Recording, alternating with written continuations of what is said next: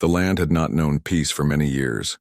Smoke and fire were common sights, and the sound of explosions echoed in the distance almost every day. Families were torn apart, villages destroyed, and both sides carried wounds that would take generations to heal. In this war, mercy was rare. The enemy was not seen as human anymore, only as a threat to be removed. Among the soldiers standing on the dusty ground was a young man named Armin. He was not the loudest or the bravest, but he was steady, calm and determined to protect his people. His commanders often said he was reliable in battle because he never panicked. Yet inside, Armin carried a quiet pain. He did not hate the enemy as much as the others did. He knew they were people too, with families, children, and hopes. But in war, such thoughts were considered weakness.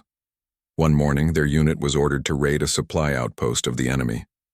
The mission was simple: destroy whatever they could not carry and leave nothing useful behind. The soldiers moved carefully through broken fences and empty sheds, their boots crunching against scattered grain and broken tools. At first, it seemed deserted. But then, a noise came from a small wooden cart. It was faint, almost like a whimper. Armin froze, holding his rifle tightly. He motioned for his men to stay alert. Slowly, he approached the cart, his heart pounding. When he pulled the cover aside, his eyes widened. There, curled up in fear, was a little boy, no older than 5. His clothes were torn, his face streaked with dirt, but his eyes were wide with terror. The other soldiers gathered behind Armin. One of them spat on the ground. "An enemy brat," he muttered. "Best to end it now before he grows up to hold a weapon against us." Another soldier raised his gun slightly, but Armin stepped in front of the child. "No," he said firmly. The boy flinched, clutching a small wooden toy in his hand. He didn't speak, but his trembling body told enough. He was alone, scared, and completely helpless. Armin looked at him and felt something shift inside. Yuri. War had taken so much already, but in that moment he knew he could not add to it by letting an innocent child die. "Orders are orders," a soldier behind him whispered. "The commander won't be happy if he hears we spared the enemy's blood." Armin shook his head.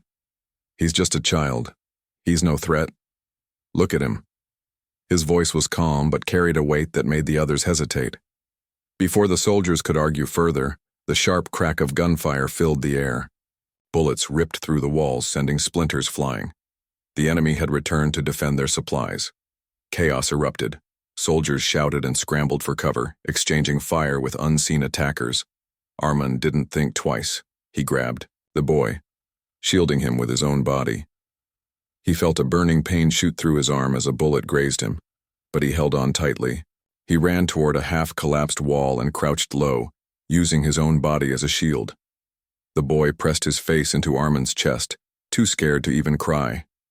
The battle raged around them.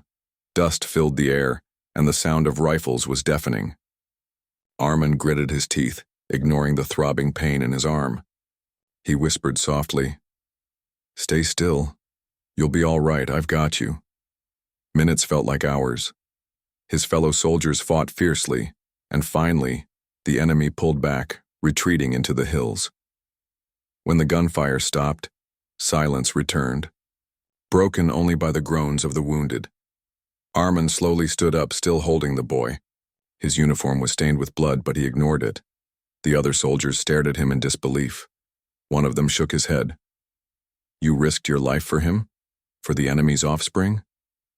Armin met their eyes without shame. "He's a child. That's all he is." The boy clung to him, refusing to let go. In that moment, Armin didn't see an enemy's child. He saw innocence trapped in a war it didn't understand. He remembered his own younger brother, who had died years ago when their village was attacked. Perhaps that memory pushed him to act, or perhaps it was simply his heart refusing to let cruelty win. The unit returned to camp later that evening. Some soldiers whispered behind Armin's back, calling him foolish, weak, or even a traitor. But others, though silent, looked at him with something close to respect. Not many would risk themselves in such a way. As night fell, Armin sat quietly by the fire, the child resting beside him. The boy had stopped trembling, though his small hands still gripped the wooden toy tightly. Armin's injured arm ached, but he felt strangely at peace. He knew he had broken unspoken rules, yet his heart told him it was right. Far across the border, in a quiet village, the boy's mother, Lyra, waited in despair. Her husband was already gone to the war, and now her son had disappeared in the chaos. She prayed every night for his return, never knowing that an enemy soldier had just risked everything to keep him safe. That night, as Armin closed his eyes, he wondered what tomorrow would bring. He knew his commanders might not forgive his decision, and he knew the whispers of his men could grow louder. But he also knew something else. Sometimes in the middle of war, the most powerful act was not to destroy, but to protect. And though he did not realize it yet, the choice he made that day would change not only his life but also the life of the mother who was even now beginning her search for him. The campfire burned low, throwing flickers of light against the tired faces of the soldiers. The night was heavy, filled with the smell of smoke and medicine from the wounded. Armin sat quietly, his injured arm wrapped in rough bandages. Beside him, the small boy leaned against his side, clutching his little wooden toy as if it were the only thing keeping him alive. The boy had barely spoken since being found. His eyes were too wide, his body too tense. It was the kind of silence that came from seeing too much for someone so young. Every so often, Armin would glance down and whisper, "You're safe now." Though the boy didn't reply, his grip on Armin's uniform would tighten, as if those words were enough for him. Not everyone in the camp shared Armin's quiet compassion. The other soldiers sat in small groups, whispering. Some pointed in his direction. Others shook their heads in disbelief. A few even looked at him with disgust. One man, a tall soldier named Rahim, finally spoke aloud. "You risked your life for an enemy's child. Do you even understand what you've done? That boy's people have killed ours for years. What if he grows up and comes back with a gun in his hands?" Armin met Rahim's angry eyes calmly. His voice was steady, though tired. "Then let the future decide what kind of man he will be. Today, he's just a boy who needed someone to protect him," Rahim scoffed. "Mercy is weakness in war. You'll see, command won't be pleased." And Rahim was right. The next morning, word of Armin's actions reached the commanders. He was summoned to the officer's tent, the child still holding on to him like a shadow. Inside, the commander, a stern man with a scar running down his cheek, looked at Armin as though trying to decide if he had gone mad. "You disobeyed unspoken orders," the commander said sharply. "You placed yourself and your men at risk for the sake of the enemy's blood." Armin stood straight despite the pain in his arm. "With respect, sir, I place myself at risk. No one else. The boy was unarmed. I could not leave him." The commander slammed his fist on the table. "That is not the point. In war, hesitation costs lives. Compassion blinds judgment. You think the enemy would do the same for one of ours? They would not hesitate to kill our children." Armin did not argue. He simply lowered his eyes and remained silent. But inside, his thoughts burned. If they would not show mercy, does that mean we should stop being human too? The boy, unaware of the heated words, clung tightly to Armin's hand. His presence alone seemed to make Armin's decision heavier in the eyes of the commander. After a long silence, the officer finally spoke again. "Return the child across the border. Quietly. Do not let this turn into a story that spreads. We cannot afford to look weak." Armin bowed his head. "Yes, sir." That evening, as the sun dipped behind the mountains, Armin carried the boy in secret toward the edge of enemy territory. Two of his closest comrades, men who still respected him, accompanied him to keep watch. The journey was slow because of his injury, but Armin never once let the boy go. When they finally reached a quiet crossing point near a stream, Armin knelt down. The boy looked at him with wide, uncertain eyes. For the first time, he spoke in a trembling voice. "Don't leave." Armin's heart twisted. He reached out and gently placed a hand on the boy's shoulder. "You must go back to your people. They are waiting for you. You will be safe with them." The boy shook his head fiercely, tears streaming down his dirty cheeks. Safe with you, he whispered. Armin's chest tightened. He wanted to tell the boy he would always be safe with him. But the truth of war made such promises impossible. He forced a small smile instead. One day you'll understand why I had to do this. Be strong. He pushed the boy gently toward the direction of his homeland. The boy cried quietly, clutching his toy, but he walked, his small figure disappearing into the trees. Armin stood there until he could no longer see him. Only then did he turn back, his heart heavier than his wounded arm. In the days that followed, whispers spread like wildfire. Stories traveled faster than bullets. Soldiers told others of the man who had saved an enemy child. Some mocked him, calling him a fool who had lost his sense. Others, though quietly, felt a strange kind of admiration. Among the enemy, too, the story began to grow. Rumors reached villages across the border of a soldier from the other side who had carried a child through gunfire and returned him unharmed. Mothers clutched their children tighter, whispering that even in war there were men who had not lost their hearts. And far away, in a small house on the edge of a ruined village, the child's mother, Lara, heard the story for the first time. Her son had been returned safely to her arms. She held him tightly, her tears wetting his hair, but she was struck with disbelief when he told her in his trembling voice about the man who had saved him. He held me, the boy whispered. He was hurt, but he said I was safe. Lyra's heart shook. She could not understand it. How could an enemy soldier, a man from the very side that had taken her husband and brought misery to her people, show mercy to her son? Why would he choose to protect instead of destroy? That night, while her child slept peacefully for the first time in days, Lyra sat awake, staring at the stars. Gratitude filled her heart, but so did curiosity. She whispered into the night, "Who are you, soldier? And why did you do it?"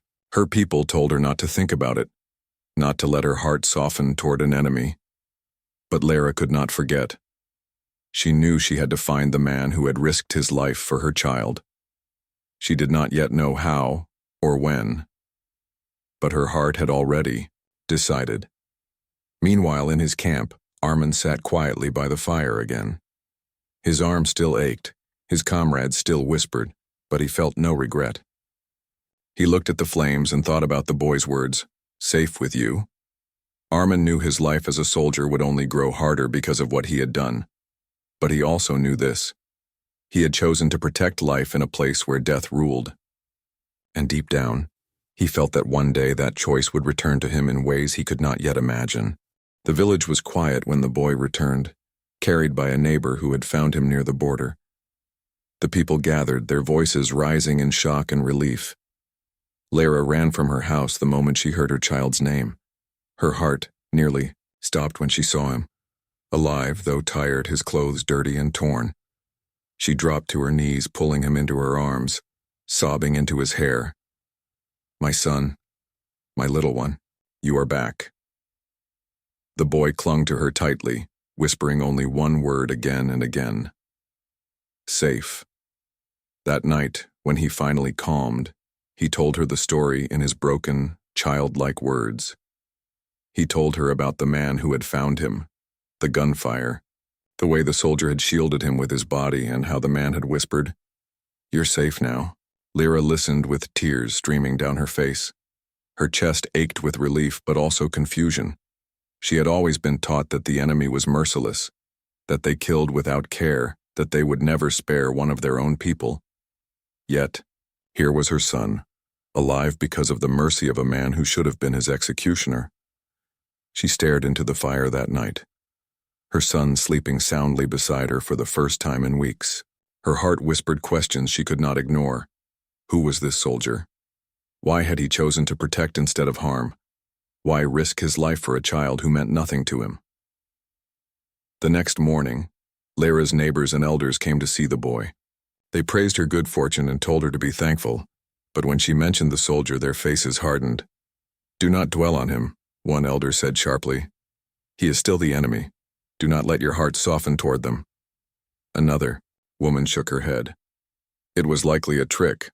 Perhaps they saved him to spy on us later. But Lyra knew what her son had seen and felt. Children did not lie about such things. She remembered how he had clutched her hand in the night and whispered, "He saved me, Mama. He was hurt, but he didn't let go." Her heart told her the truth. The soldier was real, and his mercy had been genuine.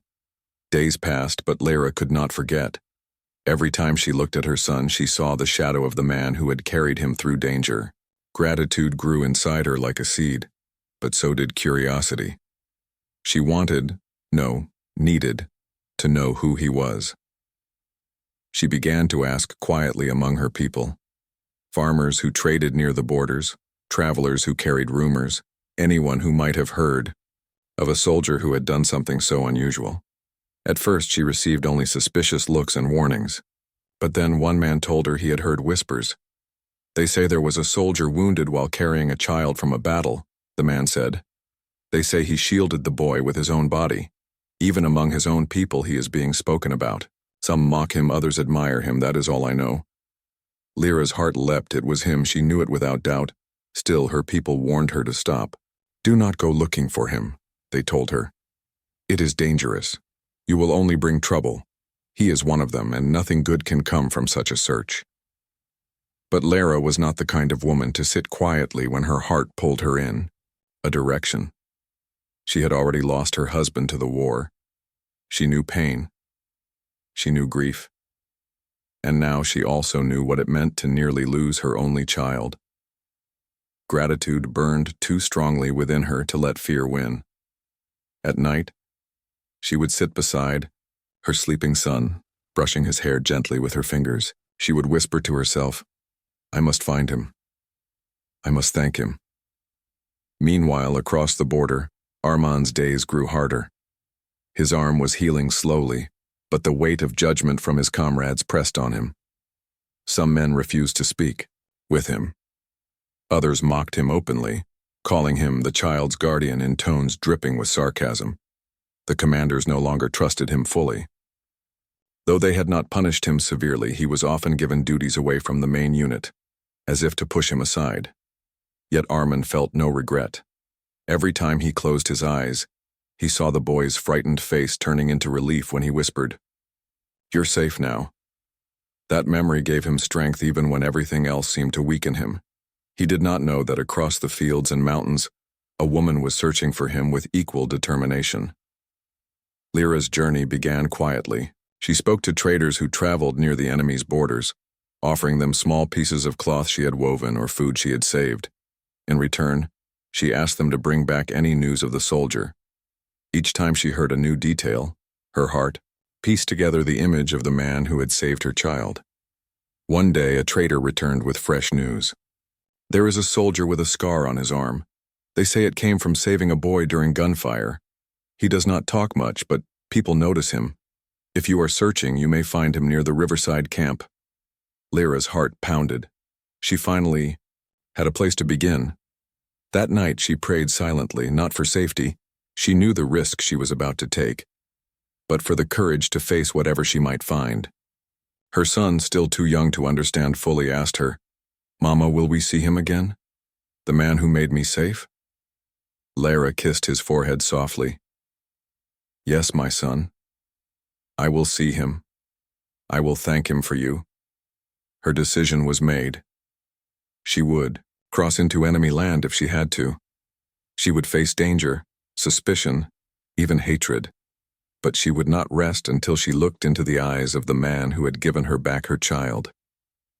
Back in his camp, Armand sat alone by the fire, staring into the flames. His comrades laughed in the distance, sharing stories of war and victories, but none called him to join. He did not mind. He was used to silence. But that night, for reasons he could not explain, he felt as if something was shifting in the air. Unseen. By him, fate was already moving, drawing the path of a mother and a soldier closer together. She was searching, and he was waiting without knowing it. Soon, their lives would meet, and the act of mercy he thought would be forgotten was about to return to him in ways he could never have imagined. The sun was rising when Lyra began her journey. She carried only a small bag with food, water, and a piece of cloth embroidered with her family symbol. She wore a simple cloak to hide her face and to blend with the travelers who often moved near the border. Her heart beat fast, but her steps did not falter. Every moment she thought of her son's smile. Every moment she remembered the soldier's sacrifice, and that gave her strength. The road was not easy. Broken villages lined the way, reminders of battles that had passed.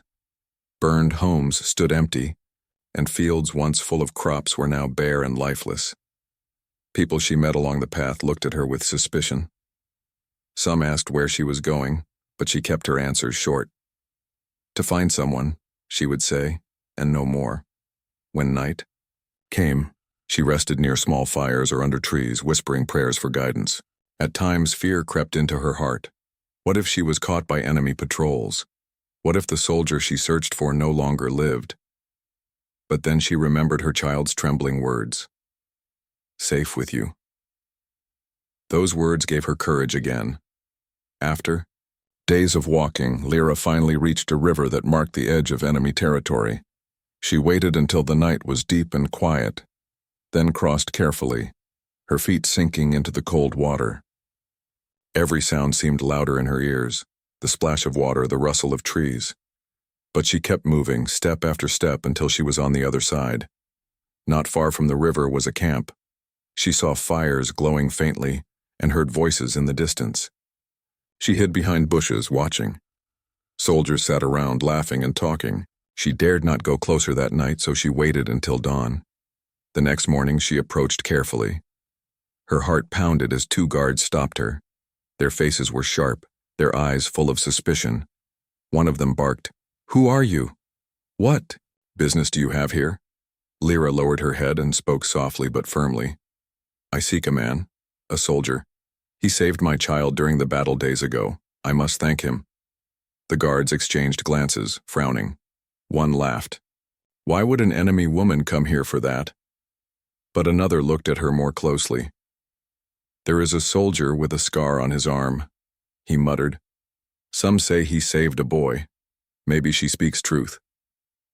They finally allowed her through, though, with harsh warnings. "Do not try anything foolish. If you are lying, you won't leave alive."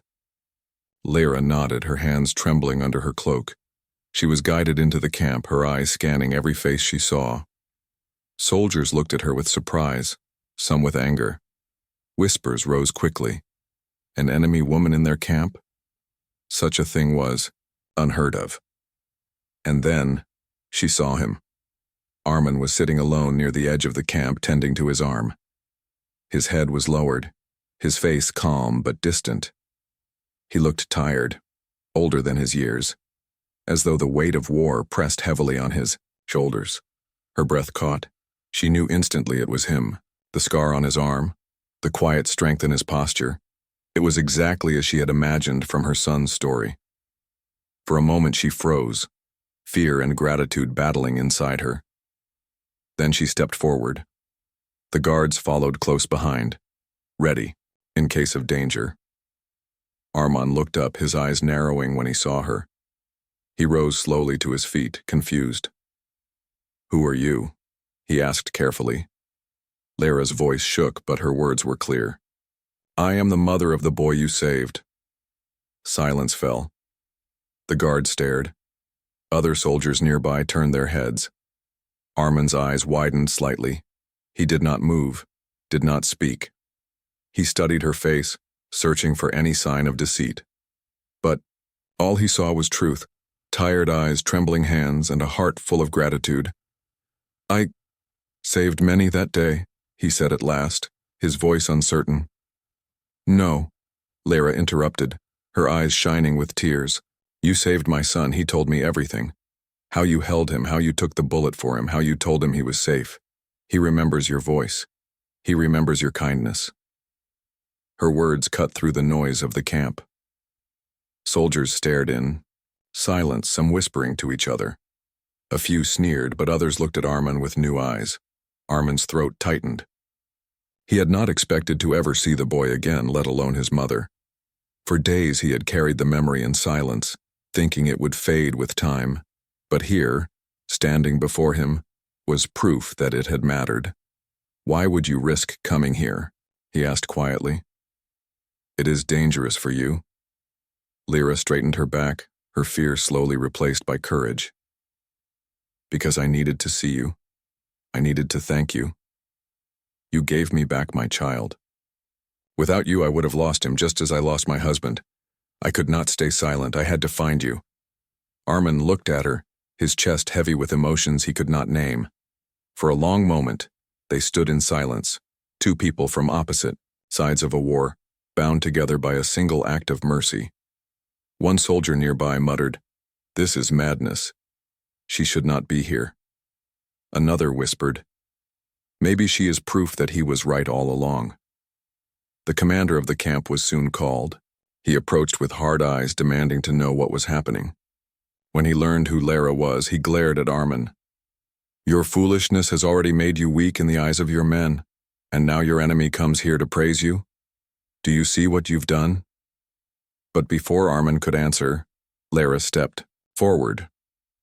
She bowed her head respectfully but spoke with strength. "You may see him as weak, but to me he is the strongest man I have ever known. In a place where everyone else chose death, he chose life. He saved what was most precious to me. He may be your soldier, but he is also the reason my son lives. And for that, I will never see him as weak." The commander's jaw tightened, but he said nothing more. He turned and left, leaving the camp buzzing with whispers. Armin stood frozen, his heart struck by her words. No one had defended him like that, not even his own comrades. For the first time in many days, he felt seen, not as a fool, not as a traitor to war's cruelty, but as a man who had chosen compassion. He met Lyra's eyes, his voice low but steady. "You did not have to come, but I am glad you did." Lyra smiled softly, though her eyes glistened with tears. "I had no choice. My heart brought me here." As the sun dipped toward the horizon, painting the sky in shades of red and gold, the soldier and the mother stood facing each other. Around them, soldiers whispered and argued, but neither of them cared. For a moment, the war faded. All that remained was gratitude, humanity, and a connection that defied the lines drawn by blood and borders.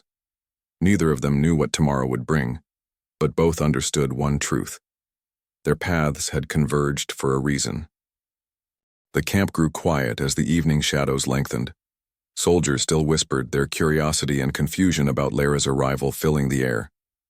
Yet, Armin and Lyra stood together near the edge, separated from the others but united by the unspoken bond of what had happened months before. Lyra looked at Armin, her eyes full of gratitude and respect. "You did not just save my son," she said softly. "You risked your life for him. You risked everything, even your place among your own people. How can I ever repay you?" Armin shook his head, a small, tired smile on his lips. "I did what I had to do. It was not about repayment. I could not let an innocent child die. That was all." Lyra's gaze softened. "But that choice matters more than you realize. My son is alive because of you.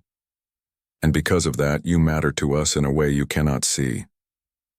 For the first time, Armin allowed himself to feel the weight of his own courage. The whispers of ridicule from his comrades, the stern glances of his commanders, they all faded for a moment. Here, in front of a mother whose child he had saved, he understood that what he had done had meaning beyond the war, beyond the fighting.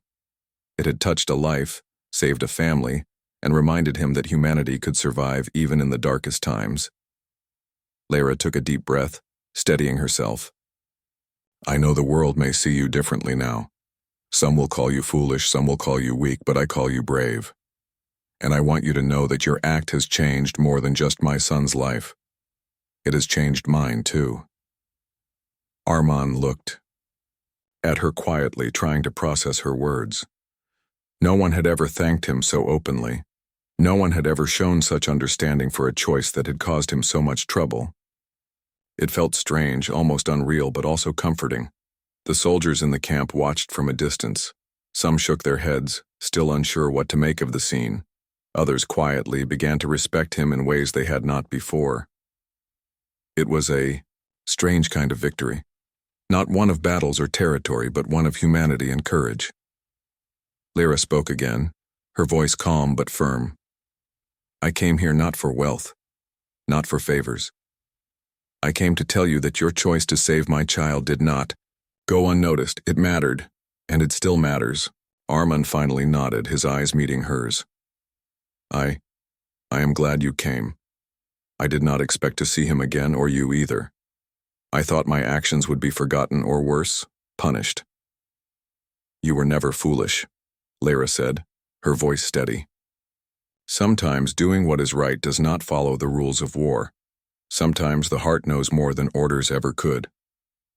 For the first time in many months, Armand felt a sense of peace. He thought of the boy, safe with his mother, and realized that his sacrifice had created something stronger than fear or hatred. It had created hope. Over the next few days, Lyra stayed close to the camp, speaking carefully with soldiers and keeping her distance from the commanders. She learned more about the soldier who had saved her child, about the quiet strength and careful decisions he made. She saw how he treated others with respect, how he thought carefully before acting, and how even in a harsh world, he had preserved his own humanity. Armand, meanwhile, found himself drawn to her presence. There was no romance in their connection, only a deep respect and understanding. She represented the life that could exist outside the war, the family he had saved, the hope he had preserved, and the reminder that choices rooted in kindness were never wasted. One evening they sat together near the river, watching the sun set in streaks of orange and gold. The water reflected the colors of the sky, and the gentle sound of flowing water seemed to wash away the tension of months of fighting. Lyra spoke softly.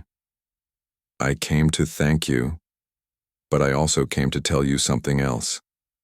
My son speaks of you, often. He remembers your voice, your words, the way you held him when everything was frightening. You are a hero in his eyes and in mine. Armand looked down at the water, feeling the weight of her words. I did not think of myself as a hero, he said. I was afraid, like anyone would be. I only wanted him to survive. Then no, this, Lyra said, her hand brushing lightly over his. Heroes are not always those who fight battles. Sometimes they are those who fight fear.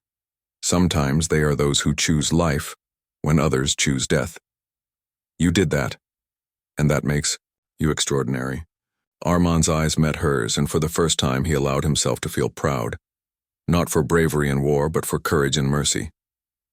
He realized that his choice had consequences far beyond the battlefield. It had changed the life of a child, a mother, and perhaps even the hearts of those around him. In the following days, the story of the soldier and the mother spread quietly through both sides. Some scoffed at it, refusing to believe that compassion could exist in war. Others listened in awe, quietly considering that perhaps mercy was not a weakness, but a strength. Lyra eventually returned home with her son, carrying with her the memory of the man who had risked everything to save him. She spoke to neighbors and friends, but always with care, never revealing too much, knowing that their world was still divided, but she spoke enough to ensure that the story of kindness lived on. Armand returned to his duties with a quiet sense of purpose. He had faced judgment and criticism, but he had also discovered that courage was not measured by victories in battle, but by choices made in moments of uncertainty. Every time he thought of the child and his mother, he felt a warmth that no victory or medal could give him. Months later, when the war's chaos seemed endless, Armand received a small, carefully folded note at the edge of the camp. It was from Lyra. Simple words, yet full of meaning. You gave my son life. You gave me hope. Never doubt that your choices matter. Thank you. He held the note quietly, feeling a sense of completion. In a world filled with noise, destruction, and anger, a single act of courage and compassion had created a ripple that could never be undone. Armand looked up at the sky, letting the wind carry the weight of the war away for a moment. Somewhere across rivers and mountains, the boy smiled in safety, and his mother watched over him full of gratitude. He had no need for medals or praise. The knowledge that he had done what was right, that he had chosen humanity in a time of violence was enough. In the years that followed, the story was told quietly, from mother to child, from soldier to neighbor, across the borders that divided them. It became a story of courage, of choice, and of hope. A reminder that even in the darkest times, one act of kindness could shine brighter than all the battles in the world. And Armin, once a soldier weighed down by war and judgment, learned that life was measured not by the number of enemies defeated, but by the lives he touched and the hope he carried forward.